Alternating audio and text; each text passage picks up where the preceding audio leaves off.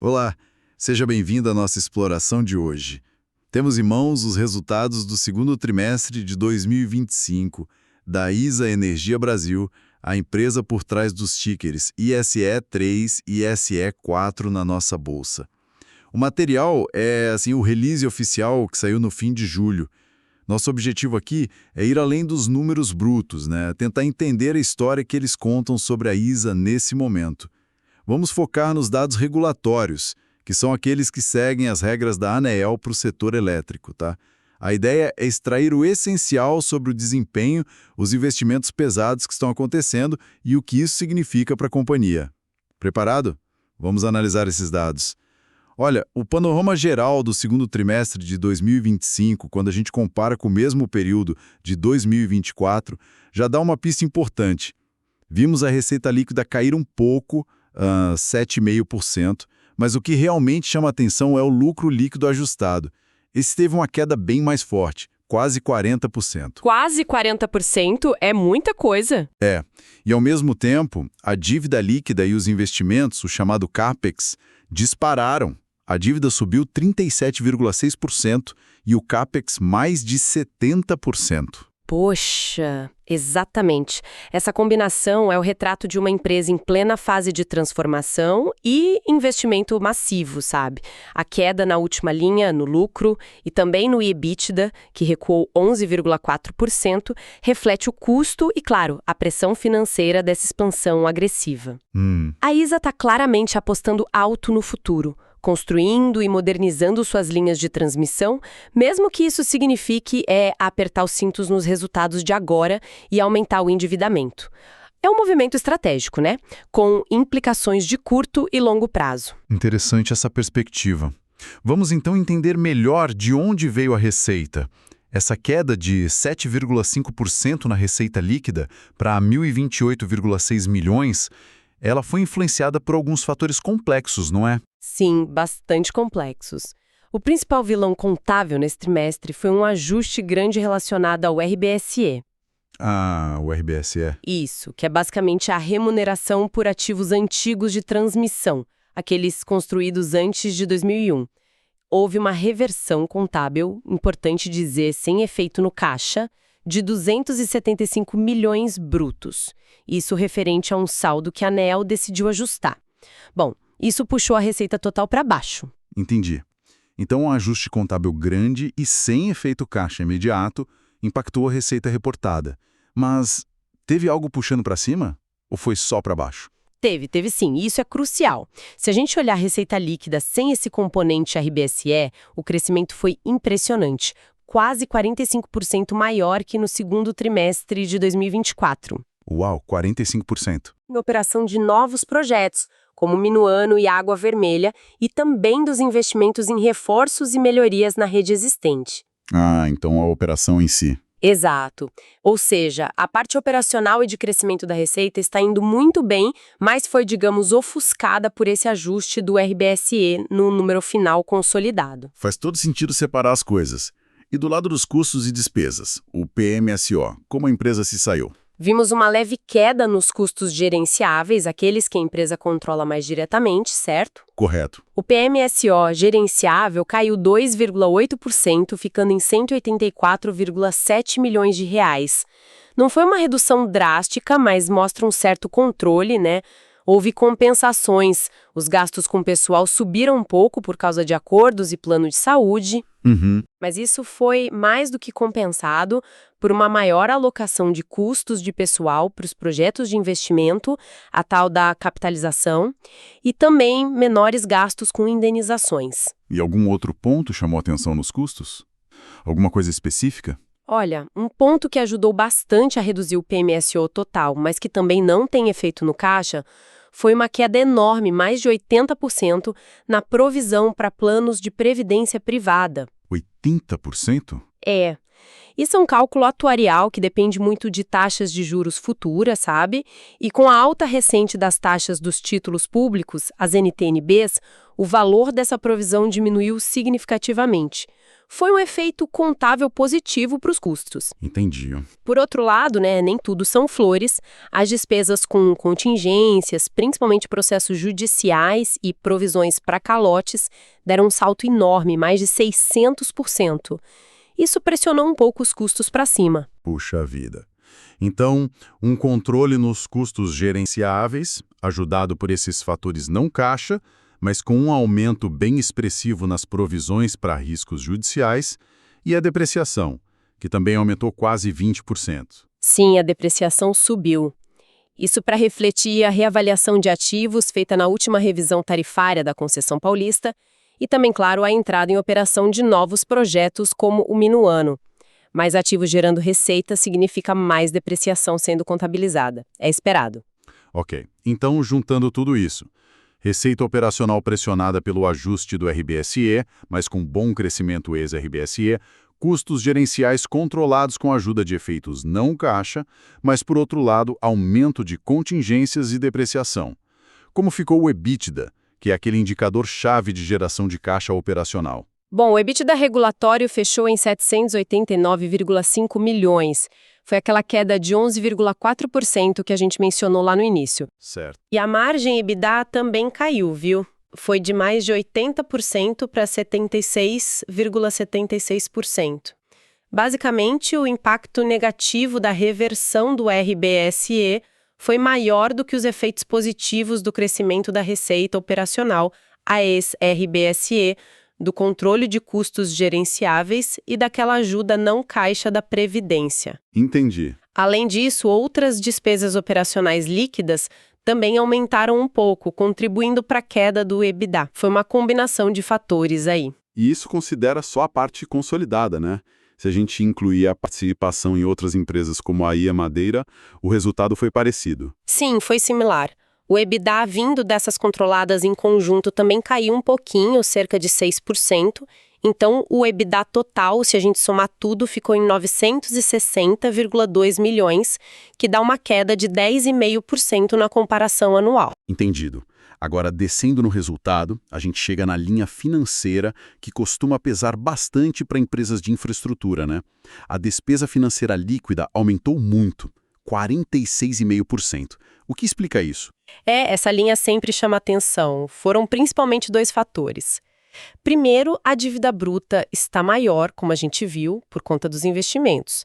Segundo, uma parte relevante dessa dívida está indexada ao IPCA, que esteve mais alto no período, o que aumenta o custo, né? Claro, a inflação. Exato. Houve também mais impostos sobre operações financeiras, tipo IOF, PIS/COFINS.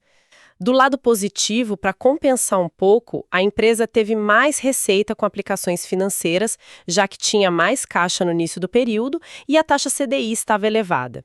E também reconheceu alguns créditos tributários que ajudaram a diminuir um pouquinho essa despesa.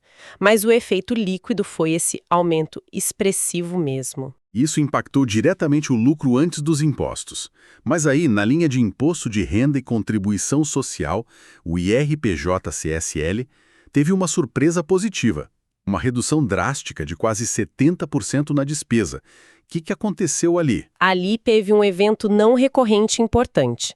A empresa reconheceu um crédito tributário de 77,5 milhões de reais. 77 milhões e meio. Isso, referente a impostos pagos a mais no passado. Esse crédito, somado a uma base de cálculo de lucro menor neste trimestre, acabou reduzindo muito a despesa com impostos. Foi um alívio significativo para o resultado final, assim, pontual. Compreendo. Então, apesar desse alívio fiscal não recorrente e do controle nos custos gerenciáveis, a combinação da receita impactada pelo RBC com a forte alta na despesa financeira levou àquela queda de quase 40% no lucro líquido regulatório, que fechou em 255,6 milhões de reais. É isso? Exatamente isso. Mostra bem como a dinâmica do resultado financeiro, que está muito ligada ao endividamento e às taxas de juros, inflação, e também esses eventos não recorrentes, como ajustes regulatórios e créditos tributários, podem ter um impacto enorme no lucro final de um trimestre para o outro. É bem volátil às vezes. E você mencionou que a gente está olhando o resultado regulatório. Mas existe também o resultado pelas normas internacionais, o IFRS, que foi diferente, né? Com uma queda ainda maior no lucro. Sim, pelo IFRS, o lucro líquido foi de 215,2 milhões de reais, uma queda de quase 60%, bem maior. As diferenças são conceituais e contábeis. Tentando simplificar muito, Por favor. o IFRS trata a receita de construção de forma diferente, não reconhece a depreciação de ativos de concessão da mesma forma que o regulatório e, principalmente, o tratamento daquele componente financeiro do RBSE teve um impacto negativo muito maior no resultado IFRS neste trimestre específico depois da decisão da ANEEL. Então o RBSE pesa mais ainda no IFRS nesse caso. Nesse trimestre, sim, por causa da forma como o ajuste foi reconhecido. São, assim, duas formas diferentes de olhar a mesma realidade econômica exigidas por diferentes reguladores. A CVM exige o IFRS, a ANEEL exige o regulatório. É importante entender as duas visões. É bom ter essa clareza. Mudando um pouco o foco agora, vamos falar mais sobre o endividamento e os investimentos, que parecem ser a grande história desse trimestre. A dívida líquida chegou a 12,8 bilhões. É bastante dinheiro. Sim, um aumento considerável, né? De 25% só neste primeiro semestre de 2025. Isso reflete as captações que a empresa fez para financiar o seu programa gigante de investimentos.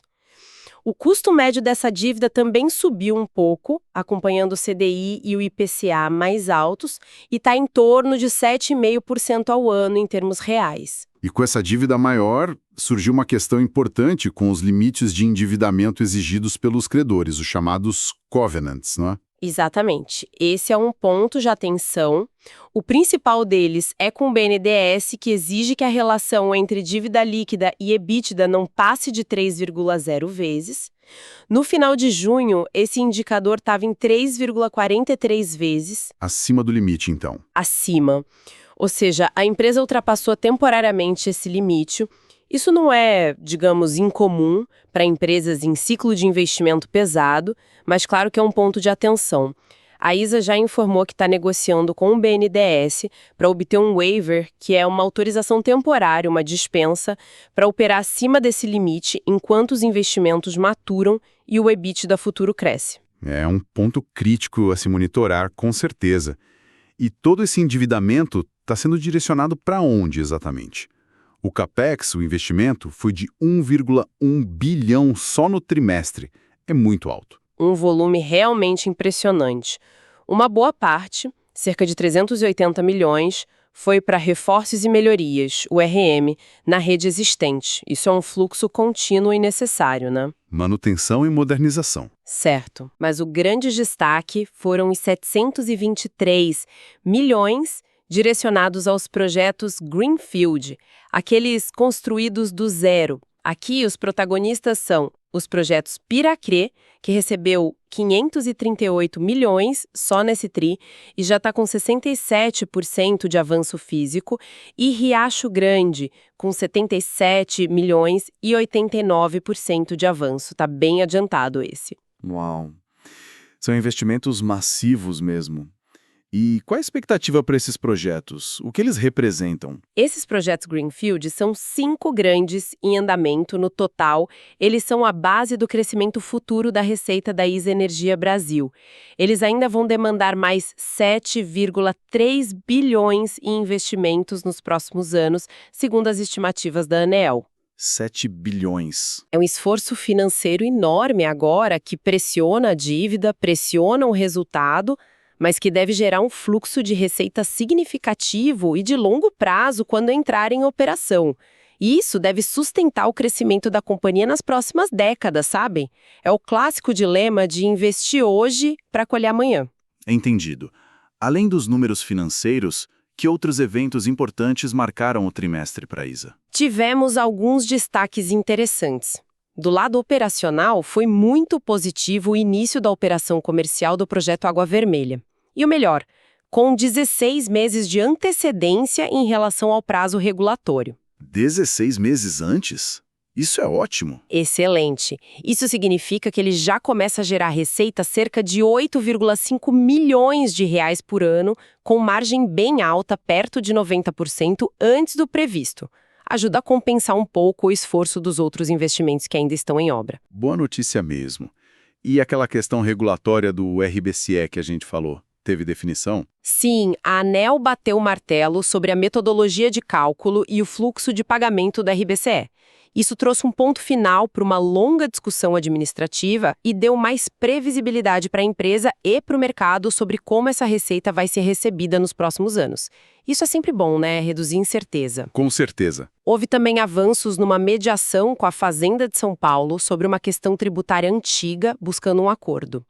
Parece que está caminhando. E depois do fechamento do trimestre em julho, algo mais aconteceu de relevante? Sim, duas coisas.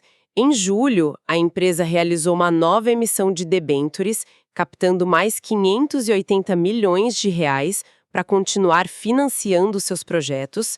O caixa continua sendo reforçado e também foi definida a nova receita anual permitida, a RAP, para o ciclo 2025-2026, que ficou em 6,4 bilhões de reais, já considerando a participação da ISA e os ajustes anuais. Ok. Para a gente ir caminhando para o final, como fica a agenda de sustentabilidade, o famoso ISG? A ISA costuma destacar bastante isso nos seus relatórios. Sim, eles mantiveram a posição no Índice de Sustentabilidade da B3, o IS, pelo terceiro ano consecutivo, até subiram de posição, o que é positivo, e foram reconhecidos em outros rankings de ESG também.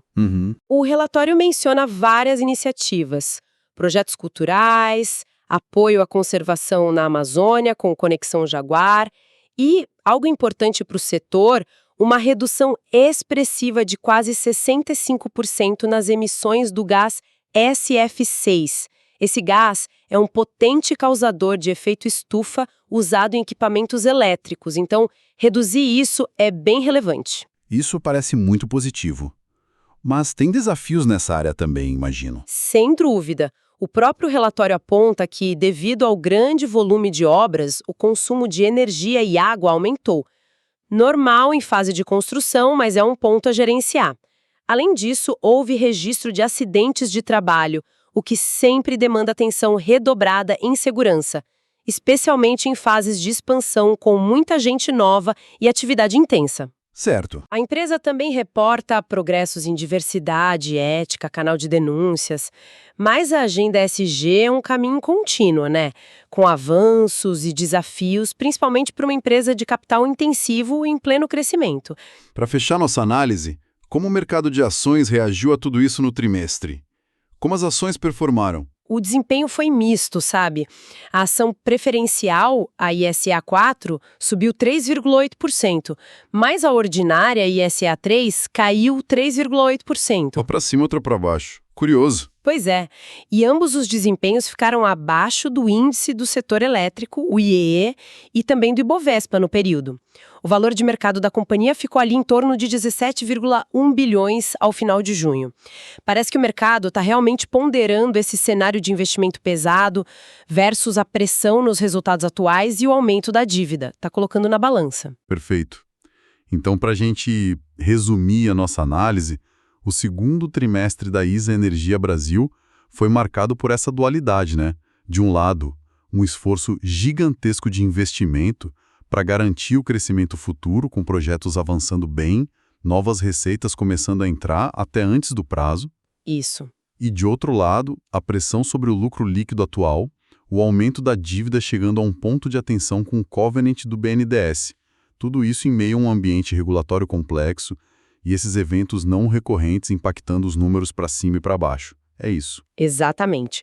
Os pontos-chave para a gente acompanhar daqui para frente são a capacidade da empresa de executar eficientemente esses grandes projetos dentro do prazo e do orçamento, isso é crucial, a gestão do endividamento e a negociação com o BNDES sobre o covenant e, claro, a contínua adaptação às regras e decisões do setor elétrico. O sucesso futuro depende muito do equilíbrio desses fatores todos. Isso nos deixa com uma questão interessante para refletir, não é? Para pensar um pouco além além dos números do trimestre. Sem dúvida. Pensando no cenário macro, assim, com taxas de juros que podem demorar a cair significativamente, a necessidade contínua de investimentos vultosos para a expansão da rede, para a transição energética que não vai parar, e a imprevisibilidade que sempre existe no ambiente regulatório brasileiro. Sim. Fica a pergunta: como a ISA Energia Brasil vai conseguir equilibrar a execução impecável desses projetos que são essenciais, manter sua alavancagem financeira sob controle para garantir a solidez da empresa e, ao mesmo tempo, continuar sendo atraente para os investidores que buscam retorno e segurança nos próximos tris? É o grande desafio estratégico que se coloca para a gestão. Uma excelente provocação para concluirmos nossa conversa de hoje. Muito obrigado pela análise e pelos insights, foi ótimo. Eu que agradeço. E a todas que nos acompanharam, muito obrigado e até a próxima.